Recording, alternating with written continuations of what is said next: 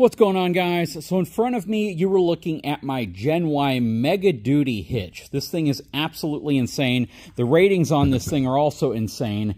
2.5-inch shank, 6-inch drop, 3,500 pounds worth of vertical tongue weight capacity, as well as 32,000 pounds worth of towing capacity. In the video where I introduced this mammoth of a hitch, a lot of people wondered why I didn't go with the 3-inch shank versus a 2.5-inch, since my Super Duty can support a 3-inch shank.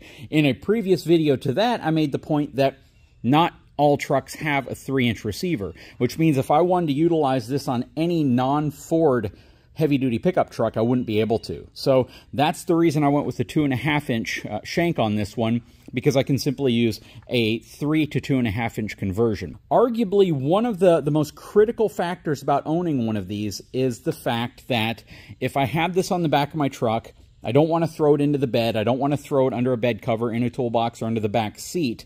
It makes this portion right here very, very susceptible to theft. Let's talk about a product sitting right off corner in the camera and why that is such an important tool to have if you get a Gen Y hitch. Hang tight, I'll be right back.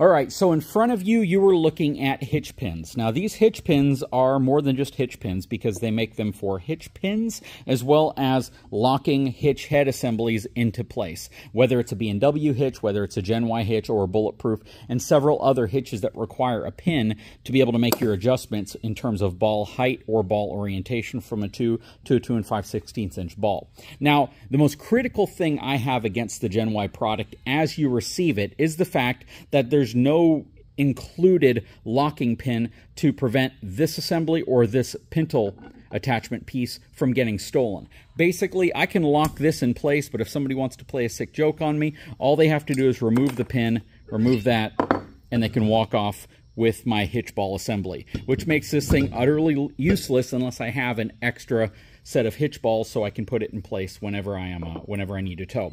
So I fear ever coming out to my truck, leaving this in place, and all of a sudden this missing or this missing, because again, the process of removing this is pretty dang simple. So that is a fear of mine, and the folks over at InfiniteRule make the highest quality hitch pins, locking pins I have ever seen. They transitioned from high carbon steel to stainless steel, and this is the most robust hitch pin I've seen. Now, there's going to be a lot of folks that say, can't you just take like a tube, put it over the end, and break the end off? Well, the folks over at InfiniteRule made this much more difficult than that because of how this threads on. You have this long piece right here and this long shaft that this all has to key into whenever it locks in place. So it's not just this really small stem that you can break off like some of the pins that you've seen people break off before in videos. It's a very, very robust assembly, and arguably probably one of the hardest to break off. And I might actually have to demonstrate that in a video, since I do have some extra pins laying around. And I love how whenever it tightens down, it threads on, and then you have these little indents right here that indicate where you can pull the key out at. So very, very high quality, very nice security in terms of the locking mechanism. You know, everyone always wants to reference to the lock-picking lawyer. Yes, he could very easily pick one of these, I'm sure. But for your traditional hitch thief who sees one of these on the back of your vehicle, this is probably going to be a pretty good sign for someone to pass along. Now, what's interesting about a hitch setup like this is the fact that the pin diameter right here is actually greater than the pin that goes through the back receiver of your vehicle. And that's always been something that kind of interests me. You know, you look at the back receiver of any of the vehicles, it's pretty much all 1/4-inch thick steel. Now, I don't know if it's like high-strength steel, ultra-high-strength steel, or just mild steel, but the hitches these days are actually more robust in terms of build and material than the receivers that they're going into. I actually see more bent receivers and damaged receivers whenever there's an accident involving a Gen Y hitch where somebody rear ends it than I actually see damaged hitches themselves, because these hitches are insanely overbuilt.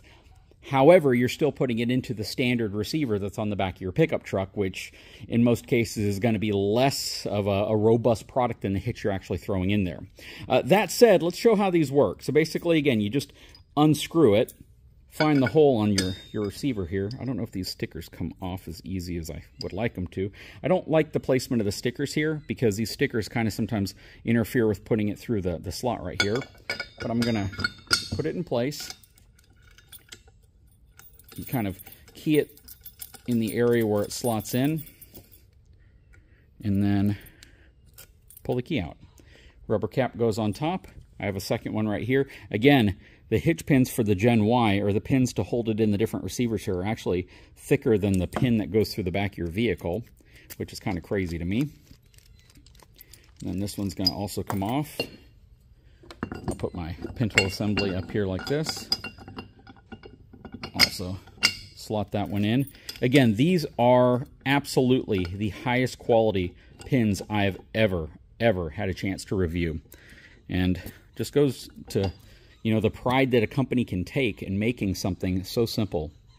But the machining on this thing is absolutely gorgeous. They've done a fantastic job.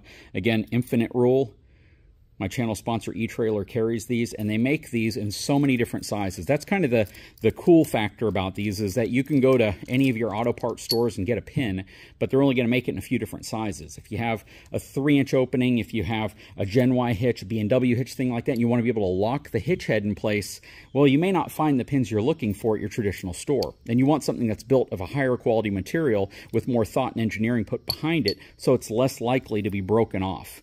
So this will slot in right here whenever it's in the back of the vehicle. Again, make sure it falls into that squared slot. Tighten it in place, and you're good to go.